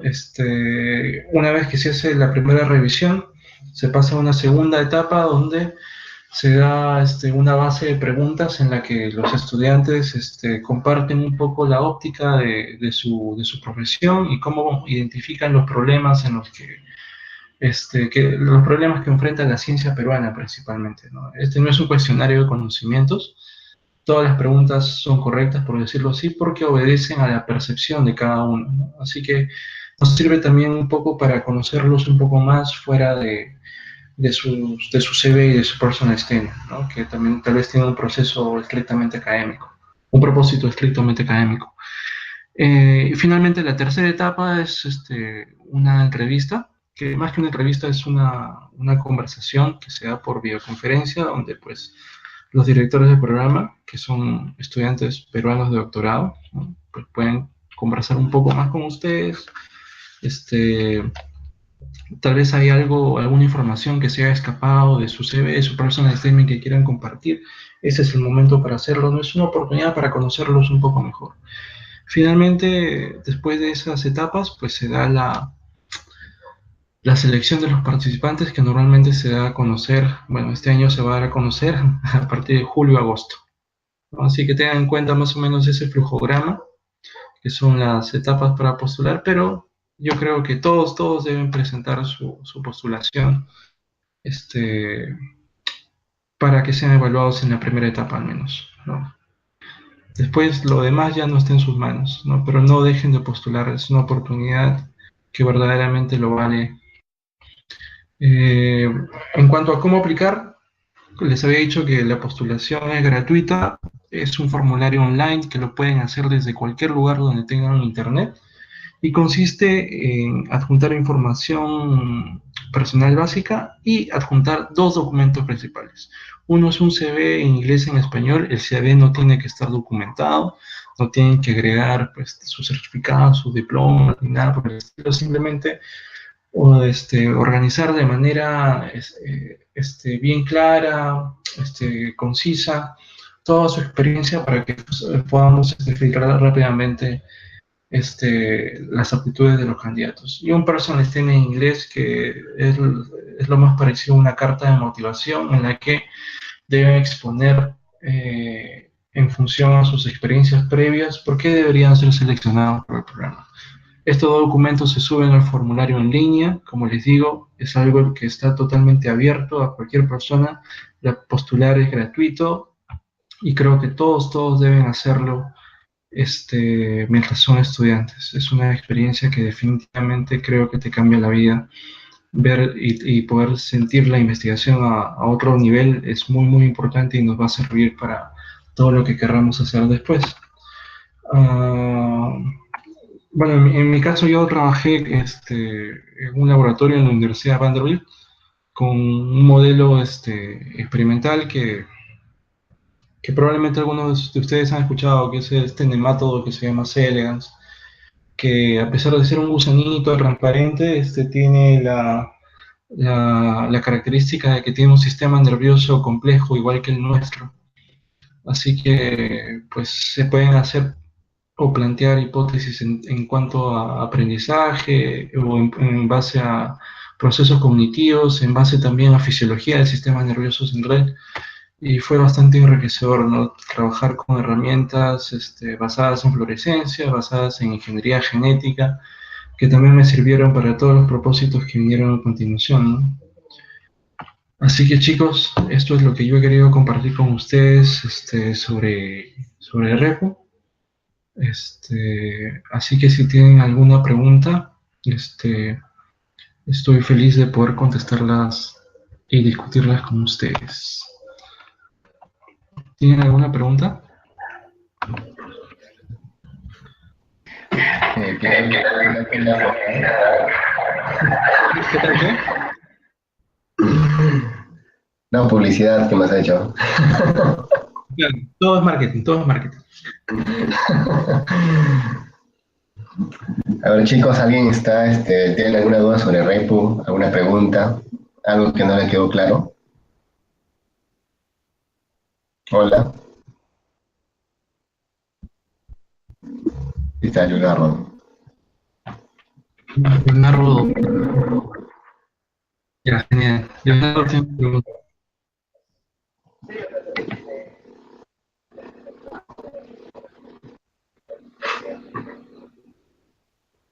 Bueno, ustedes, tanto tú, Renzo, como Richard, ya que han pasado por ese proceso de postulación y de acuerdo a su experiencia de ustedes, ¿cuáles serían sus recomendaciones y cuál fue la parte más Tal difícil vez Richard quiere de todo comenzar. ese proceso de evaluación que ambos han pasado, ¿no?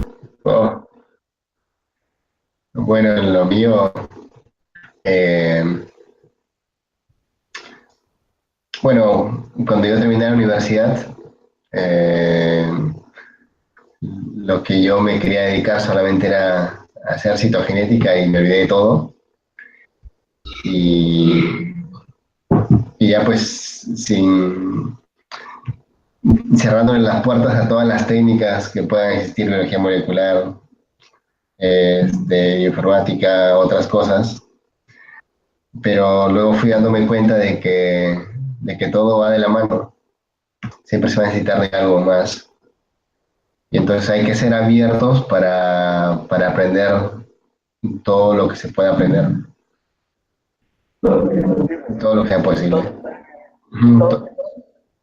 Todo se va a relacionar. Por ejemplo, lo que le hablaba a Renzo, ¿no? Del C. elegans, que nosotros lo llevamos en parasitología o en zoología de invertebrados. ¿Quién iba a imaginar que eso podría servir como un modelo animal para estudiar el complejo nervioso del humano? O sea, ¿entiendes? Eso es. Y bueno, las limitaciones es la poca oportunidad que tiene, bueno, ustedes que están en la Pedro, la poca, bueno, la parte de biología general, porque la parte de microbiología sí está dedicado a la parte de investigación, pero la parte de biología general, como que la limitancia de los equipos, de los reactivos y la poca experiencia de manipular una técnica, ¿no? Claro. Ajá. Bueno, yo como empecé fue a tener mi experiencia en investigación en qué redacción, lo que vamos a hacer ahora, ¿no?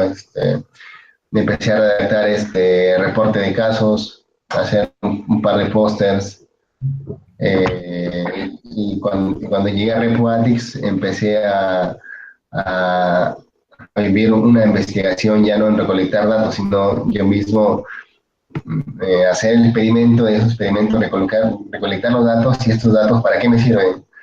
O sea, ya vas ampliando más el conocimiento, o sea, la experiencia de lo que es investigar, ¿no? Y bueno, pues lo que yo recomendaría es empezar de a poco, ¿no? O sea, redactándose una carta de editor, un reporte de caso, hasta que tengamos la oportunidad de tener una experiencia en investigación como lo que da Repu, ¿no? Repu Atix, en una de las universidades en Perú, o Repu para que nos den una experiencia de investigación a nivel internacional en las universidades donde realizan 100% ciencia. No sé qué te diga Renzo. No, claro. Sí, suscribo totalmente lo que Richard dice. Y yo creo verdaderamente de que pues, si tienen la convicción real de querer capacitarse, experimentar una buena experiencia de investigación, pues puedan usar esta plataforma para poder capacitarse, ¿no? Yo se lo dije a Richard también, o sea, todo este programa es el esfuerzo de muchas, muchas personas o sea, más allá de ver, por ejemplo, alguien que complete sus planes a largo plazo, también está muy, muy enfocado, va en la mano a las propias curiosidades o inquietudes que uno ha expresado cuando es estudiante, ¿no? Fue genial que venga ese verano, pueda aprender algunas otras cosas y definitivamente todo lo que está haciendo ahorita es producto de que verdaderamente tenía la convicción clara de qué es lo que quería hacer, a dónde quería moverse y nos agrada pues que esa experiencia en Cayetano haya servido como un peldaño más para todo lo que él quiere hacer, ¿no? Así que eso para redondear. Y para tu pregunta, pues yo creo que definitivamente eh, la parte de discutir un poco el artículo científico es probablemente una de las más complejas.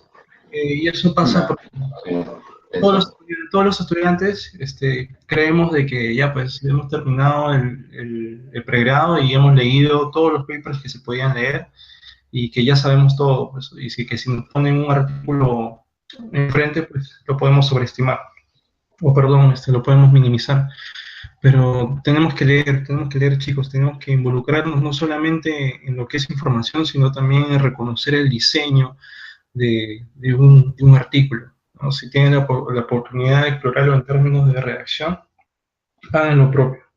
Es la única forma en la que nosotros verdaderamente vamos a poder abordar un documento científico de manera apropiada y de hecho eso nos va a poder colocar en una posición de elaborar una discusión alturada, ya sea con un par profesional o con un profesor o con cualquier otra persona que quiera discutir los alcances de un determinado trabajo, un determinado paper, una determinada línea de investigación. Y de paso, chicos, así aprenden. Si ustedes leen bibliografía clasificada sobre lo más reciente que se está haciendo en el mundo, pues van a tener de primera mano en términos de un paper herramientas y los esquemas lógicos que normalmente usan los autores para diseñar un trabajo. Este, tal vez no hay mucha necesidad de, o sea, si bien es ideal complementar una experiencia en base a lo práctico, no hay necesidad de que nosotros hagamos un western blot, por ejemplo, para poder interpretar un plot de un western blot, ¿no? Así que la mejor forma de empezar es leyendo papers, involucrándote en el diseño de qué significa cada cosa.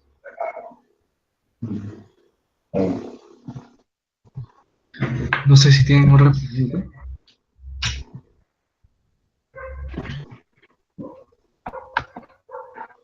¿No? Sí.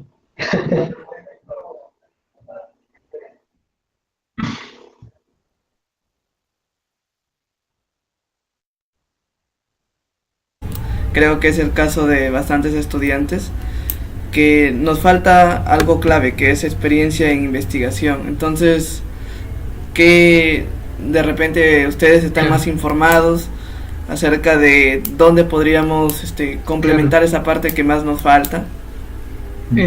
Algunas instituciones o laboratorios que ustedes conozcan. Estoy hablando con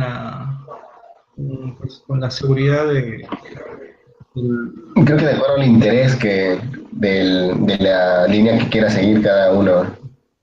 Exacto. Pero tengo amigos que se dedicaban aparte a agricultura, perdón, ¿cómo se llama esto? Por ejemplo, de plantas, de hongos y bueno, algo parecido, y están en La Molina, por ejemplo, y están haciendo investigación ahí. Claro. Tengo amigos, Hay lugares. amigos también que han estudiado la parte de biología pesquera y están en el Marpe haciendo investigación y una de ellas ha obtenido una beca para estudiar un máster en Chile. O sea, depende de la línea que uno quiera seguir. Sí, definitivamente. De revisar en función a tus intereses qué institución podría ofrecerte la mejor experiencia.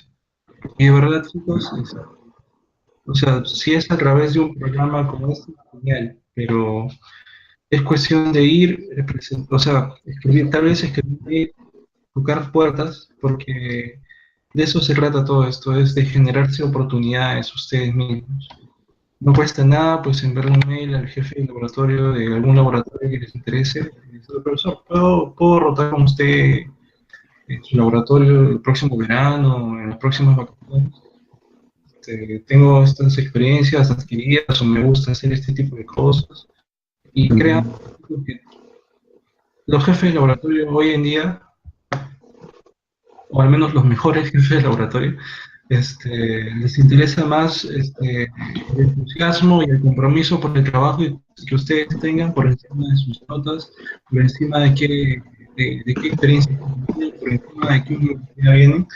Así que es cuestión de mandarse. Y es cuestión de generar oportunidades también. Claro.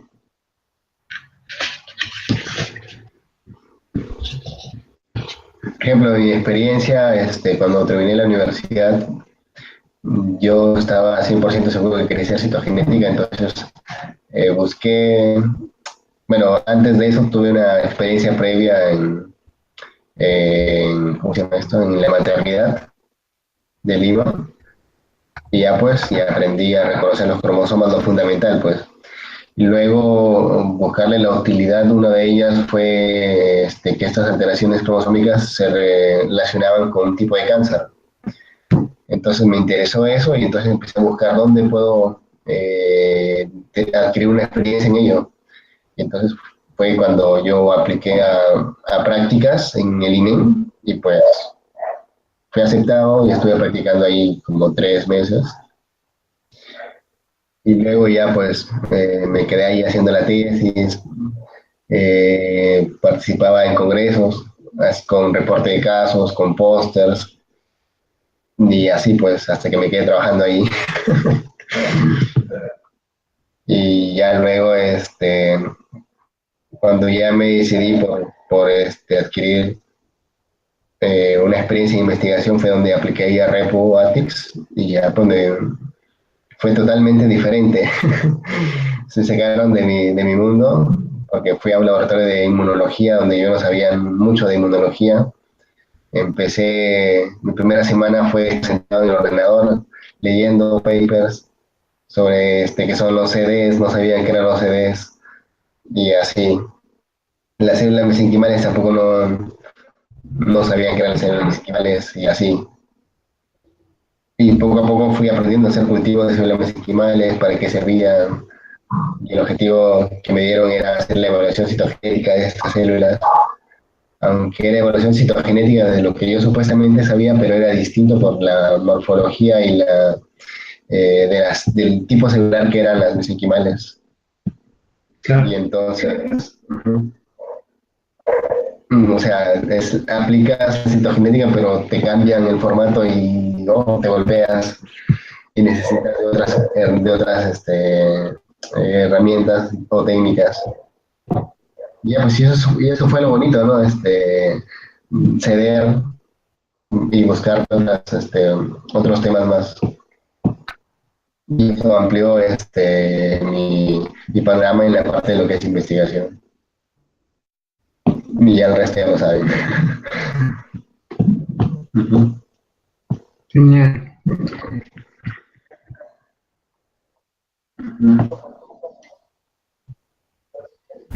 Bien, chicos, muchas gracias por sus respuestas y Sí.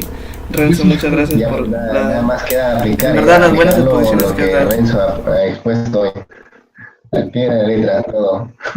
Chicos, y postulen a Repu, que cierra el 6 de junio. Dense la oportunidad de trabajar en esos dos documentos, que son el CV y el Personal Statement, porque, o sea, les va a servir para todo lo que quieran hacer en un curso, una pasantía, sea un posgrado. Esos dos documentos son básicos. Así que trabajen mucho en ello y, nada, y les va a ir bien. Así que yo feliz de compartir en cualquier otra oportunidad con ustedes. ¿Está bien? Claro. Ujú. ¿Algo más que agregar? ¿Alguien más que quiera hablar? Bueno, Ok, entonces tal vez la reflexión que sí, ¿vas a decir algo, Richard? no, continúa, continúa. Chicos, la reflexión con la que quiero cerrar es esta segunda parte de esta reunión que habla mucho de oportunidades, es que no dejen de postular. Lo peor que les van a decir, lo peor que les van a decir de verdad es no, y van a sobrevivir después de eso, no se van a morir. De hecho, de Si les hecho, contara cuántas veces me han dicho no.